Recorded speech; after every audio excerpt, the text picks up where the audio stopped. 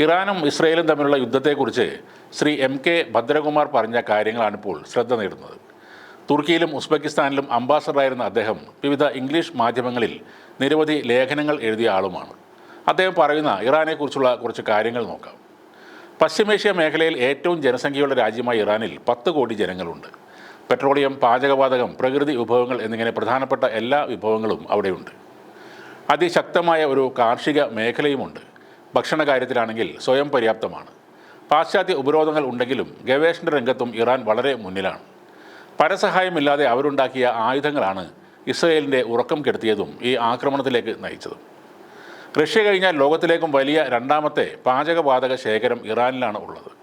ഉപരോധം കാരണം അത് കയറ്റുമതി ചെയ്യാനാവുന്നില്ല. ഖത്തറിലും കുവൈറ്റിലുമുള്ള അമേരിക്കൻ കമ്പനികൾ ഇറാനിലെ സമ്പന്നമായ ഈ പാചകവാതക ശേഖരത്തെ ഊറ്റിയെടുത്ത് സമ്പന്നരാവുകയാണ്. ഇറാനെ അറബ് രാജ്യങ്ങൾക്ക് ഒരു ഭീഷണിയാക്കി മാറ്റിയതും അമേരിക്ക തന്നെയാണ്. അറബ് രാജ്യങ്ങളെ ഇസ്രയേലുമായി ബന്ധിപ്പിച്ച് ഇറാനെതിരായ ഐക്യമുന്നണി ഉണ്ടാക്കുക, ഇറാൻ്റെ മുന്നോട്ടുള്ള പോക്ക് തടയുക തുടങ്ങിയ ലക്ഷ്യങ്ങൾ വിജയകരമായി തന്നെ മുന്നോട്ട് പോയിരുന്നു. ഇറാൻ്റെ പരമോന്നത നേതാവ് അലി ഖൊമേനിക്ക് തൻ്റെ വലതുകൈ അനക്കാൻ കഴിയുകയില്ല. അതുകൊണ്ടാണ് ഷോൾ പുതച്ച് അദ്ദേഹം പ്രത്യക്ഷപ്പെടുന്നത്.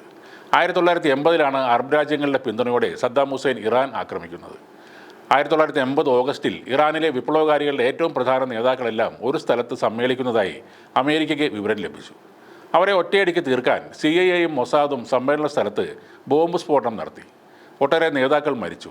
ഇമാം ഖൊമേനിയും അദ്ദേഹത്തിൻ്റെ പിൻഗാമിയായി ഉദ്ദേശിച്ചിരുന്ന ആളുമടക്കം അന്ന് കൊല്ലപ്പെട്ടിരുന്നു. അന്ന് കഷ്ടിച്ച് രക്ഷപ്പെട്ട ആളാണ് ഇന്നത്തെ പരമോന്നത നേതാവ് ഖൊമേനി. പക്ഷേ അദ്ദേഹത്തിന് ഒരു കൈ നഷ്ടമായി. 2 ആഴ്ചക്ക് മുമ്പ് പോലും ഖൊമേനി എവിടെയാണുള്ളതെന്ന് തങ്ങൾക്കറിയാമെന്ന് ഇസ്രയേൽ ഭീഷണിപ്പെടുത്തുകയും ചെയ്തു. അമേരിക്കയും ഇസ്രയേലും ഭീകരവാദത്തെ ഒരു ആയുധമായി ഉപയോഗിക്കുകയാണ്. ഇറാൻ ഒരിക്കലും അത് ചെയ്തിട്ടുമില്ല. ഇറാനുമായി നല്ല ബന്ധം വേണം എന്ന കാര്യം മനസ്സിലാക്കിയ അമേരിക്കൻ പ്രസിഡൻ്റായിരുന്നു ബരാക് ഒബാമ. അദ്ദേഹം അധികാരത്തിൽ വന്ന ശേഷം 2009 കെയ്റോ സർവകലാശാലയിലും പിന്നീട് ഇസ്താംബൂളിലും നടത്തിയ പ്രസംഗങ്ങളിൽ അത് വ്യക്തമായിരുന്നു. 1952 CIA അട്ടിമറിക്ക് അദ്ദേഹം ഇറാനോട് പരസ്യമായി മാപ്പ് ചോദിക്കുകയും ചെയ്തു. ഒരു ലോകശക്തിയാകാൻ എല്ലാ പശ്ചാത്തലവും ആഗ്രഹമുള്ള രാജ്യമാണ് ഇറാൻ. എന്നാൽ പാശ്ചാത്യ ലോകവുമായുള്ള ബന്ധം നന്നായില്ലെങ്കിൽ അവരുടെ വിഭവങ്ങൾ മണ്ണിനടിയിൽ തന്നെ കിടക്കും. ലോക വിപണി അവർക്ക് മുന്നിൽ അടഞ്ഞു കിടക്കും. അവരുടെ സ്വത്തുക്കളെല്ലാം പണമാക്കി മാറ്റാൻ കഴിയില്ല. ചുറ്റുമുള്ള രാജ്യങ്ങളൊക്കെ വളരെ സമ്പന്നമാണ്. സൗദി അറേബ്യയുടെ സമൃദ്ധി എണ്ണ കൊണ്ട് മാത്രമാണ്. എന്നാൽ ഇറാന് അതിനേക്കാൾ പാചകവാതകമുണ്ട്. പലതരം അപൂർവ ധാതുക്കളും മൂലകങ്ങളും ആ നാട്ടിലുണ്ട്. അമേരിക്കൻ പിന്തുണയോടെ ഇറാനെ നിരന്തരമായി ഇസ്രയേൽ ആക്രമിക്കുന്നു. നേരിട്ട് തിരിച്ചടിക്കാൻ ഇറാന് പറ്റുന്നുമില്ല. അമേരിക്ക ഇടപെടും എന്നതാണ് പ്രധാന കാരണം. ചുറ്റുമുള്ള അറബ് രാജ്യങ്ങളെല്ലാം സംഘടിച്ച് ഇറാനെതിരെ നിൽക്കുന്നൊരവസ്ഥയാണ് ഉണ്ടായിരുന്നത്. വാക്കുകൊണ്ട് പാലസ്തീനെ അനുകൂലിക്കുമെങ്കിലും അറബ് രാജ്യങ്ങൾ അവരോട് തീരെ അനുഭാവമില്ല എന്നതാണ് സത്യം. ഭരണാധികാരികളെല്ലാം പാശ്ചാത്യ രാജ്യങ്ങളിലാണ് നിക്ഷേപിക്കുന്നതും സ്വത്തുക്കൾ വാങ്ങിക്കൂട്ടുന്നതും. സ്വന്തം സ്വത്തുവകകളുടെ സംരക്ഷണമാണ് അവർക്ക് പ്രധാനം. ഇറാനെ പോലെ ജനാധിപത്യ സംവിധാനങ്ങളൊന്നും ഈ രാജ്യങ്ങളിലില്ല. ഇറാനിൽ 4 വർഷം കൂടുമ്പോൾ തെരഞ്ഞെടുപ്പ് നടത്തും. പുതിയ ഭരണകൂടം വരും. ഏറ്റവും താഴേക്കിടയിൽ ഉള്ളവർക്കും ഉയരങ്ങളിൽ എത്താനുള്ള അവസരമുണ്ട്. മുൻ പ്രസിഡൻ്റായ അഹമ്മദിൻ നജാദ് ഒരു ചെരുപ്പുകുത്തിയുടെ മകനായിരുന്നു.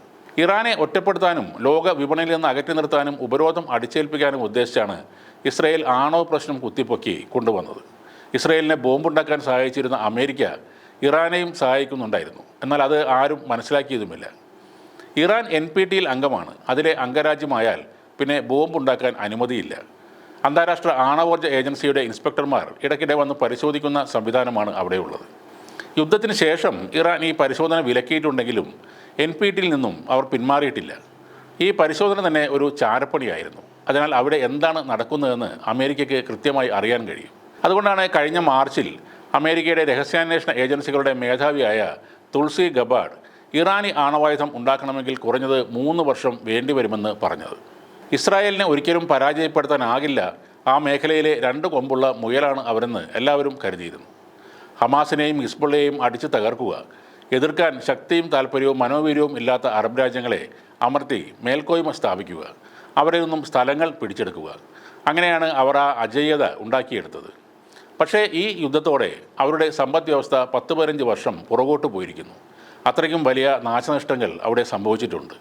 യുദ്ധം തുടർന്നാൽ 5-6 ദിവസത്തിൽ കൂടുതൽ പിടിച്ചു നിൽക്കാനുള്ള ആയുധശേഖരം അവർക്കില്ലെന്ന് വാഷിങ്ടൺ പോസ്റ്റ് റിപ്പോർട്ട് ചെയ്തിരുന്നു.